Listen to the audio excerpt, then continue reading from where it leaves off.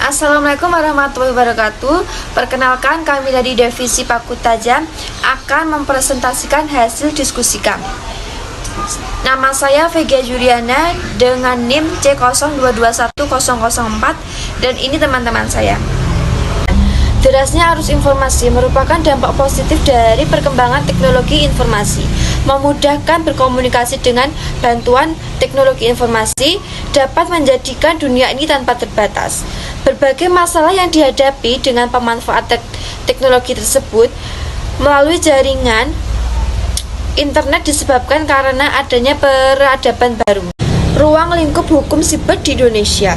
Hukum siber memiliki spektrum yang sangat luas. Tidak hanya mencakup hukum publik, privat, tetapi meliputi hukum-hukum setotal lainnya. Deskripsi atas cakupan hukum siber dapat dijelaskan di bawah ini.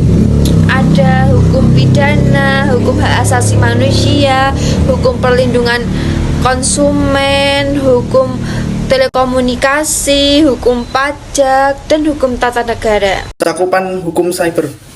Cakupan hukum cyber terdiri dari 1. Hukum pidana, 2. Hukum hak asasi manusia, 3. Hukum perlindungan konsumen, 4. Hukum hak kekayaan intelektual, 5.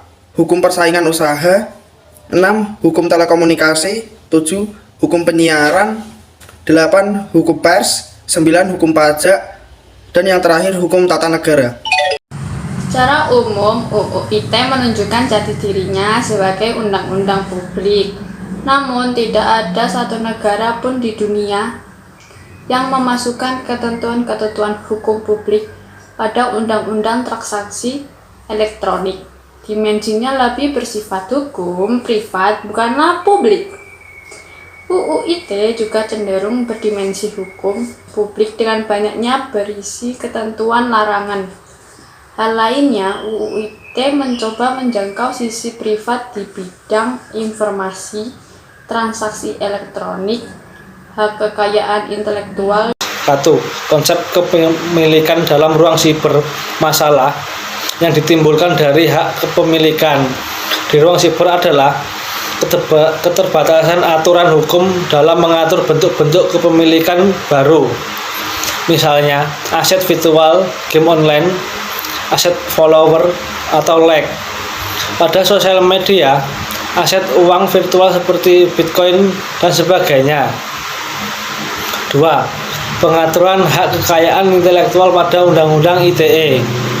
Produk hak kekayaan intelektual selanjutnya disingkat HKI, merupakan penggerak utama di dunia siber, berupa inovasi dan karya kreatif, khususnya yang berkaitan dengan teknologi informasi dan pemanfaatannya.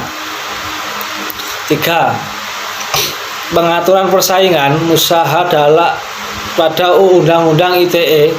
Ketentuan tentang persaingan usaha diatur pada pasal 23 ayat 2 Undang-Undang ITE. 4. Pengaturan perlindungan konsumen pada Undang-Undang ITE. Pengaturan tentang perlindungan konsumen pada Undang-Undang ITE hanya diatur satu pasal, yaitu pada pasal 28 ayat 1 Undang-Undang ITE. Sumbangan pemikiran. Ada 2 isu fundamental yang sering luput dari analisis dan penjelasan di kalangan yuris tentang hukum siber, yaitu wilayah space, publik atau privat, dan peserta tindak pidana. Kedua isu tersebut penting karena dipahami karena memiliki implikasi signifikan khususnya pada lingkup hukum pidana untuk menentukan lokus tempat melakukannya hukum pidana dan tempat waktunya terjadinya peristiwa pidana.